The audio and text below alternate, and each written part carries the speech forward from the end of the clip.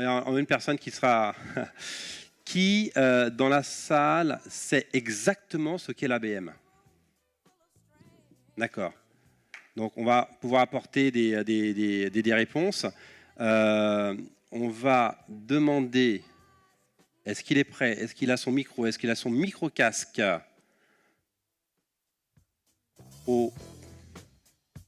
À monsieur Laurent Olivier, l'un des monsieur B2B.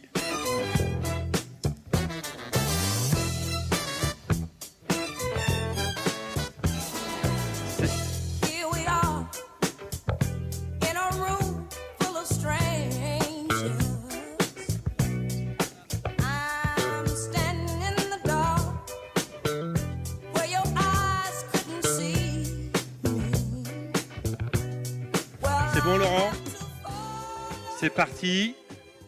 Allez, tu installe-toi sur l'un des côtés, ici ou là-bas, pour le film. Merci beaucoup Laurent, vas-y. Allez, merci Mohamed. Je t'en prie. Je vous promets, je ne fais pas 2 fois le timing imparti. Je vais tenir le timing, tu peux mettre le compteur. Allez, on va parler effectivement ABM. Et l'idée, c'est qu'on ne va pas... J'ai essayé de faire un peu de théorie, mais pas trop de théorie, pour qu'on clairement passe en mode exemple, et puis un peu en mode concret par rapport à qu'est-ce que c'est, comment vous pouvez l'appliquer au quotidien. Alors quand même, un peu pour démarrer, pour se donner un peu de projection, j'aime bien utiliser ces visuels qui permettent un peu de se mettre en perspective par rapport à tout ce que vous faites déjà. Donc on va parler pêche, et on va commencer un peu par cette première image de ce gros chalutier qu'on pourrait appeler ce qu'on appelait l'outbound avant, donc une méthode un peu radicale, où on envoie le gros chalutier, on ramasse tout ce qui se passe au fond de la mer, et donc on ramasse aussi beaucoup de choses qui ne sont pas des bons poissons, voire des déchets, n'importe quoi, en tout cas des choses qui ne vont pas être tellement utiles par rapport à l'activité commerciale. Donc on évite aujourd'hui de faire trop d'outbound de cette manière-là. Il y a aussi cette technique des petits poissons, donc où on met des appâts et on essaye d'attirer ces nuages de poissons. Et là encore, on va essayer de faire un tri et identifier par rapport à tous ces petits poissons ceux qui sont les plus intéressants. Et souvent, on va avoir la chance d'en capturer un qui est un peu plus gros. Mais globalement, il y a beaucoup de petits poissons dans la mer. Et donc, le potentiel associé de business par une stratégie donc inbound est plus compliqué en termes ROI. Notamment en France, où on a 90% de TPE, PME. Donc une stratégie inbound en France qui attire naturellement des appâts par les appâts des entreprises, attire naturellement beaucoup de TPE, PME. C'est un des enjeux aujourd'hui liés à l'inbound, hein, comment on le rend rentable sur des entreprises qui n'adressent pas les PME, TPE. Si on peut reprendre l'exemple d'hier du cas de Bouygues Télécom Entreprise, ça c'est une entreprise qui fait de l'inbound, mais c'est normal parce que toutes les entreprises de France les intéressent à partir du moment où vous achetez un forfait téléphonique avec un SIRET. Donc eux, ils font de l'inbound, oui. On en a parlé aussi hier. On voit arriver ces nouvelles formes de pêche avec de la techno, toutes ces mécaniques un peu plus dark, mais qui fonctionnent aussi, donc le fameux gros hacking. Donc il y a aussi aujourd'hui une nouvelle forme de pêche que l'on va mettre en place. Et puis l'ABM, globalement, c'est ça. L'idée, c'est de, là aussi, partir quand même avec son bateau à moteur. Hein. On y va et on fonce. Et on va quand même essayer de se focusser sur les plus gros poissons, les plus gros potentiels de marché, avec une démarche quand même clairement volontaire. On part en équipe. C'est vraiment l'idée de la pêche au gros. Donc, un peu plus de théorie, juste pour comparer, hein, pour comprendre les deux techniques qui sont l'inbound, vous en avez beaucoup entendu parler, et nous, une nouvelle fois, moi je ne dis pas qu'il ne faut plus faire d'inbound, je dis qu'il ne faut pas faire que d'inbound et toujours de l'inbound, il faut se poser les bonnes questions par rapport justement à son marché et par rapport à qui on adresse. Donc ça, si on reprend l'exemple d'Olivier Piscard hier sur Bouygues Télécom, c'est exactement ça. Donc ils font une stratégie très large de visibilité grâce à du contenu et du SEO. On va essayer de capturer ces contacts ou si on ne les capture pas, on va les retargeter avec les techniques évoquées. Et puis, on va dans un entonnoir. Et à la fin, effectivement, on va récupérer des clients.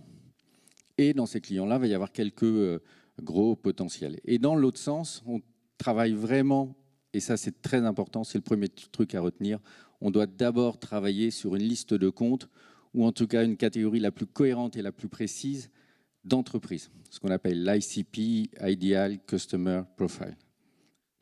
C'est là, c'est pour ça que les deux sont en rouge des deux côtés, c'est ça la vraie grande différence entre les deux approches et les deux stratégies. Donc on commence toujours par travailler ici avec les sales. On commence toujours par faire ce travail initial avec eux, qui est compliqué à faire. Hein. Moi qui en fais régulièrement, on passe des longues périodes ici, parce que bien sûr, ils savent tout, ils ont toutes les bases, tout va bien, voilà. Mais quand on se met un peu dedans et qu'on ouvre un peu le capot, ça demande un petit peu d'énergie. Et puis après, on va lancer une stratégie qu'on va retrouver des mécaniques digitales, hein, où on va chercher à les engager et à les nurturer. Mais ce qui change tout, c'est que toute la sélection de canaux doit se faire avec ce prisme de la liste. C'est-à-dire qu'on évite, il ne faut pas idéalement, lancer un média, une action, si on ne peut pas dire 100% de l'énergie qui, via ce média, est uniquement sur la cible visée. Donc on enlève une action, et on se dit, ben oui, cette action, certes, elle va être vue par ma cible, mais il y a aussi 80% de déperdition. Donc nous, chez RSI, on a développé une approche pour travailler l'ABM, ce qu'on appelle l'approche ethos. Donc c'est l'art rhétorique par Aristote. Hein. L'idée, c'est de dire qu'il faut avoir une approche où on va travailler avec le bon sens, la vertu de l'effort, de la répétition. L'ABM, c'est une mécanique où il va falloir s'en occuper régulièrement, contrairement à l'inbound où souvent on met quelque chose en ligne et on produit régulièrement du contenu. Là, on est vraiment dans la micro-mécanique et la bienveillance parce qu'on est dans cette idée qu'on va être plus pertinent dans le ciblage parce qu'on va écrire à des gens où on est certain qu'on a une vraie proposition de valeur à leur faire, qu'on est vraiment cohérent par rapport à un pain point précis, identifié. Alors, on va juste rentrer un peu dans les détails. Alors, ce qu'on peut dire aussi en ABM, pour info, c'est qu'on peut faire de l'ABM même sur un compte. Nous, on a des clients où on fait un compte, deux comptes, trois comptes, pas plus. Donc, alors, il faut vraiment que le compte soit un très fort potentiel. Hein, mais si vous voulez vendre une centrale nucléaire, un exemple, le potentiel est énorme. L'investissement peut justifier cette énergie-là. Puis après, on peut faire de l'ABM sur des listes plus petites et après, on peut même faire de plus grandes et puis même de l'ABM, ce qu'on appelle en programmatique, où on peut après, grâce à des outils, à condition que les listes, là encore, soient cohérentes, lancer des actions beaucoup plus nombreuses. Alors, on démarre le E de ethos, l'idée de l'étonnement. Et on vient d'en parler juste avant. L'idée, c'est que la créa, la manière dont on va se présenter, c'est important. Alors on fait de la programmatique, on est très intelligent, etc. Mais on parle quand même là aussi à des humains et on va aussi essayer de leur donner envie et leur montrer qu'on les considère et travailler donc la porte d'entrée avec un vrai effort de personnalisation. Alors l'effort de personnalisation, lorsqu'on fait des contenus personnalisés, ça peut être même, c'est ce qui est tout en bas de la pyramide, de faire des contenus spécifiquement pour un compte. Pourquoi pas ? Il faut que, une nouvelle fois, ce compte soit suffisamment gros et que le potentiel soit important. Puis après, on va remonter dans l'effort. Alors, par exemple, nous, on fait régulièrement, parce qu'on n'a pas toujours assez de moyens ou d'informations pour faire des contenus vraiment spécifiques, on va juste personnaliser la couverture, le titre, ce qu'on a mis ici. Éventuellement, on fait un édito un peu spécifique, mais ça vous permet de faire des contenus un peu dédiés.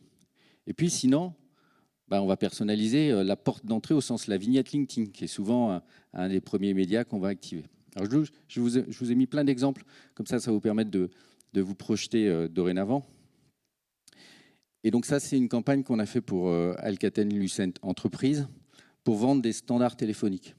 Je caricature, s'ils sont là, ils vont me tuer. En fait, des systèmes de communication unifiés. Et c'est quand même un peu ça l'idée. Et donc là, on a vraiment travaillé avec les sales, et les product managers pour aller chercher les insights liés à chaque métier. Et là, j'ai mis l'exemple de la santé. Et on s'est dit, on est allé jusqu'à se dire, mais on ne va pas mettre un médecin en blouse blanche en visuel.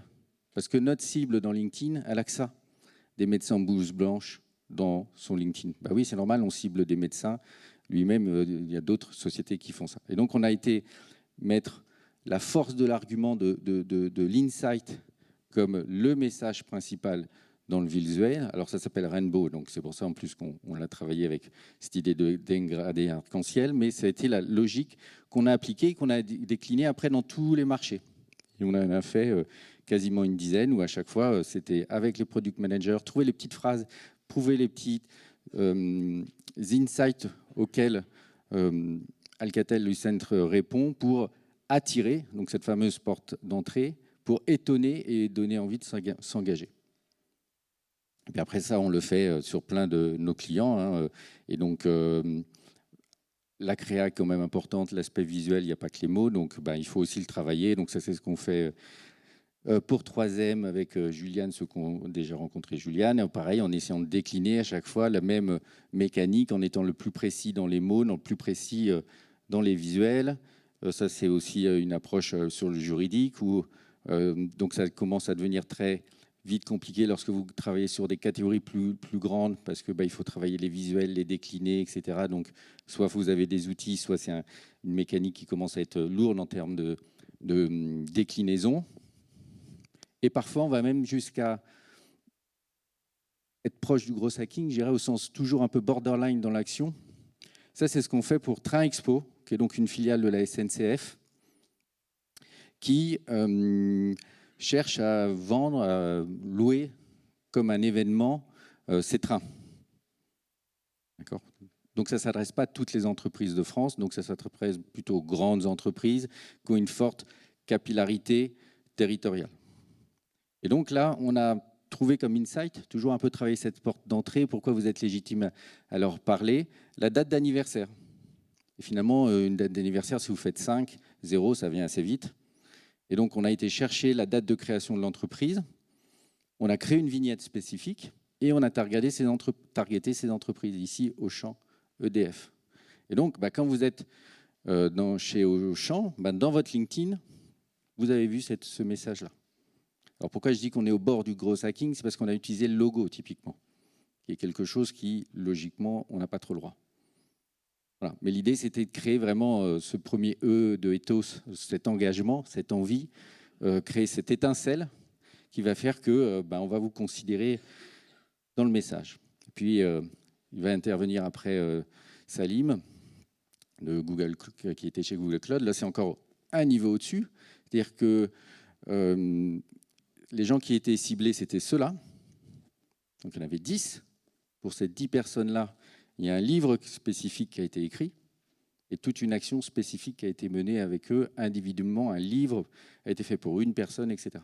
Voilà, c'est les différents niveaux d'ABM, les différents niveaux d'engagement qu'on peut avoir. Alors, bien sûr, ce n'est pas le même budget. Hein. Pas le même budget d'aller écrire un livre pour une personne que de faire une vignette sur LinkedIn. Un autre exemple. Là aussi, pour Google Cloud, là aussi, c'est l'idée un peu de l'étonnement. Alors, on en a parlé hier, ce qu'on appelle les door openers, c'est comment je vais faire en sorte d'ouvrir la porte pour faire en sorte de décrocher un rendez-vous, ou même de parler à la bonne personne. Donc, on réenvoie pas mal de choses par la poste, même si aujourd'hui, on a un souci avec les adresses perso, compte tenu du télétravail. Voilà, là, on voulait vendre pour Google Cloud la notion de connectivité au cloud, d'API. Donc, on a envoyé des prises multiples aux couleurs de Google, où il n'y avait pas du tout de message. C'était uniquement un flyer qui disait « Attention, on va vous appeler ». Et là, il faut être très aligné avec les sales. Parce que si vous envoyez ça, et puis qu'ils sont en vacances, qu'ils ne rappellent pas, qu'ils n'ont pas compris, etc., ça fait juste rire le DSI qui recevait ça. Pourquoi j'ai reçu une prise multiple ? Donc là, il y a une vraie notion de coordination. Donc on fait des envois de très petites quantités, calés toutes les semaines. Des semaines, on n'en envoie pas parce qu'il est sur un closing, etc. On se dit, ça ne sert à rien. Parce que comme de toute manière, on a une liste, l'idée, c'est qu'on va être challengé sur les contacts qu'on a sur chaque ligne de la liste. Donc ça ne sert à rien d'aller trop vite, de chercher à faire de la quantité. On est vraiment focus sur la liste. Le T de ethos, donc la partie de trace, qui va aborder la partie un peu des cookies. Et donc ça, c'est avec Martial qui est là-bas, je crois, qu'on avait travaillé sur ce projet-là. Et donc c'est une brique d'outils qui va vous permettre d'améliorer l'expérience digitale. Alors il y a GetQuanti avec qui on a fait ce projet-là, il y avait Visibly, vous avez vu hier, qui sont des très bons outils pour faire ça. L'idée, c'est sur le site, par exemple ici de Boine, quand je suis une entreprise dont, bien sûr, on a fait le travail d'avoir préalablement l'adresse IP, les cookies, etc., etc., on va leur proposer une expérience personnalisée. Donc, chez Boine, quand vous êtes dans la liste des entreprises de l'aéroportuaire ou même le code NAF, eh ben, on va afficher un visuel d'avion. Et quand vous êtes chez Auchan, qui fait aussi partie de la cible, ben, on va vous mettre un visuel de retail. Voilà, donc vous améliorez l'expérience. Et ça, c'est la trace, les cookies, qui va permettre de faire tout ça dans l'ensemble de l'expérience. Autre utilité de ces outils-là, c'est que ça va vous permettre de faire le fameux retargeting email. Même si les gens ne se sont pas engagés, on va les tracer, on va pouvoir les réengager. Puis surtout, moi, ce que j'adore, c'est d'envoyer un élément comme ça tous les jours aux sales, ce qui s'est passé sur leur compte la veille, sur le site de l'entreprise. Donc tous les matins, les commerciaux chez Hyundai qui gèrent ces comptes-là, ils savent, et uniquement ces comptes-là, ils savent qui est venu de leur compte sur le site de la marque. Donc ça montre là aussi que le marketing est utile et ça montre un peu cette solidarité, ce travail en commun qui est très important dans la dynamique de l'ABM. La partie humain, le H, là, c'est vraiment de faire en sorte qu'on va dépasser l'entreprise, mais vraiment parler à la personne individuellement et associer le commercial. Parce qu'il y a un moment, il faut quand même que cette connexion se fasse, il faut que le prénom du commercial soit identifié quand il va téléphoner, il faut qu'il y ait cette proximité qui se fasse. Donc là aussi, on en voit pas mal de choses, j'ai mis pas mal d'exemples. Donc là, la bonne idée, c'est que c'est le prénom du prospect. Donc quand William il reçoit ce mug, soit il est de mauvaise humeur et il le jette, mais en général, il va en faire un pot à crayon. Et là encore, si vous êtes bien coordonné, William, vous avez reçu mon mug, voilà, la connexion, elle se crée. Autre mécanique qu'on fait aussi avec beaucoup d'ailleurs le groupe InfoPro et ses magazines verticaux, c'est lorsqu'on s'appelle un appelant et qu'on veut être légitime dans le marché du retail, ou lorsqu'on s'appelle Google Cloud et qu'on veut être légitime sur le marché de l'industrie, du manufacturing, on repackage un mailing à l'ancienne, papier, dans lequel on va associer le magazine, dans lequel on va mettre du contenu spécifique. On va personnaliser un maximum de choses. Ici, c'est personnalisé au nom du prospect, c'est le visuel qui correspond à son métier. Donc on est vraiment dans l'impression numérique très personnalisée. Mais voilà, il y a même les cartes du visite en général du commercial qui est agrafée. La connexion se fait. Cette relation humaine va se créer. Bon, ça, c'est des mailings vidéo. On en fait un peu moins. C'est aussi les mécaniques avec les outils d'emailing qui permettent de mettre le logo du prospect. Donc ça, on en parlait hier aussi, des sujets un peu de gros hacking. Il y a les outils maintenant qui permettent de faire ça. Donc là, il y a le logo du prospect qui reçoit un emailing pour lui dire gère bien tes factures. Et là, toujours, on aspire la donnée de LinkedIn, la photo du prospect et son logo. Il se dit vraiment, et au-dessus, c'est le commercial, il se dit vraiment, ce n'est pas un mailing lambda, c'est mon commercial qui me parle, et tout ça d'une manière relativement automatisée.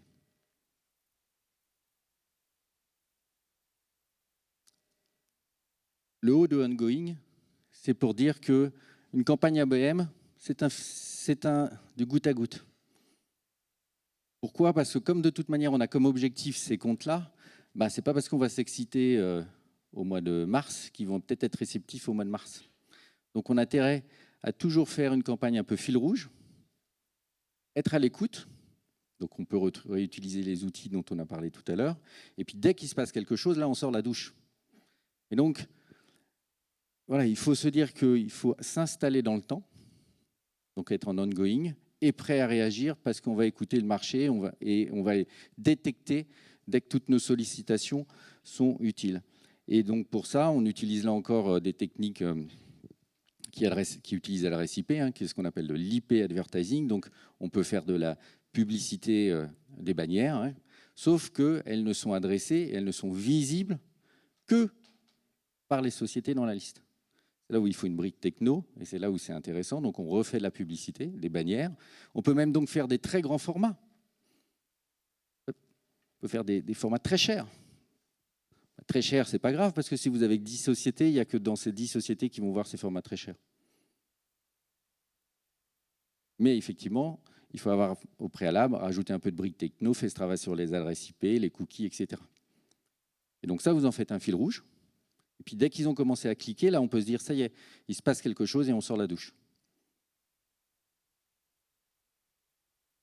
Alors, on ne peut pas parler d'ABM sans parler de LinkedIn, qui est dans 100% des dispositifs ABM, clairement. D'énormes possibilités de ciblage, de faire de la matrice entre les sociétés, les profils. Nous, on dit toujours, rajoutons un peu des informations sur les centres d'intérêt. Là, c'est ce qu'on a fait pour GTT, une société qui vend des moteurs pour les bateaux de gaz liquéfié. Donc, c'est hyper spécialisé. Dans le monde entier, on cherchait des sociétés. Mais on a trouvé sur LinkedIn un groupe qui s'appelle LNG, Liquid Natural Gas, comme marine fuel de bateau. Donc on arrive à trouver des trucs incroyables sur LinkedIn. Donc pas sur les personnes, mais sur les sociétés et les centres d'intérêt. Et là, on retrouve un peu des mécaniques comme celle sur Facebook, parce que j'appartiens à tel groupe, donc on peut déduire que je m'intéresse à tel sujet. Et LinkedIn, alors oui, juste avant LinkedIn, on l'utilise aussi beaucoup lorsqu'on est en phase de douche, au sens sur des appels d'offres. On peut faire des campagnes, micro-campagnes. Alors, il faut faire attention aux messages, mais quand vous êtes sur un appel d'offres, on peut se dire, je fais une mécanique spécifique sur ce compte-là. Et pour terminer, bien sûr, tout ce qu'on peut faire, on l'a vu hier en termes de gros hacking, de mécanique avec les commerciaux, c'est le navigateur. Voilà, et le dernier, c'est le S. Et donc, nous, on propose toujours cette pyramide, ce qu'on appelle la pyramide ABM, qui permet facilement et d'une manière rapide et autonome de créer un reporting, un pilotage de la mécanique ABM. Parce que ça devient vite très compliqué, récupérer les données au mec qui gère le social, aux médias, etc. Donc, c'est une pyramide qu'on a inventée. Je vous laisse prendre en photo. Je ne vous la détaille pas, mais si vous voulez en savoir plus, vous avez reçu, je ne vous vends pas le livre, vous avez reçu tous un voucher pour, quand il sortira en fin d'année, je me ferai un plaisir, on vous fera un plaisir de vous l'envoyer avec le code RIN 2020 où on explique tout ça et on parle aussi de l'inbound et pourquoi il faut choisir l'une ou l'autre des solutions. Je suis dans le timing. Laurent, alors, on va l'applaudir vraiment très très fort. C'est un plaisir. C'est un plaisir de travailler avec tout le monde, bien entendu. Mais Laurent, pour avoir organisé de nombreux événements et le B2B Summit, il sait ce qu'est la notion du temps. Ouais. Bravo, bravo, bravo, 1000 fois, Laurent. Bravo.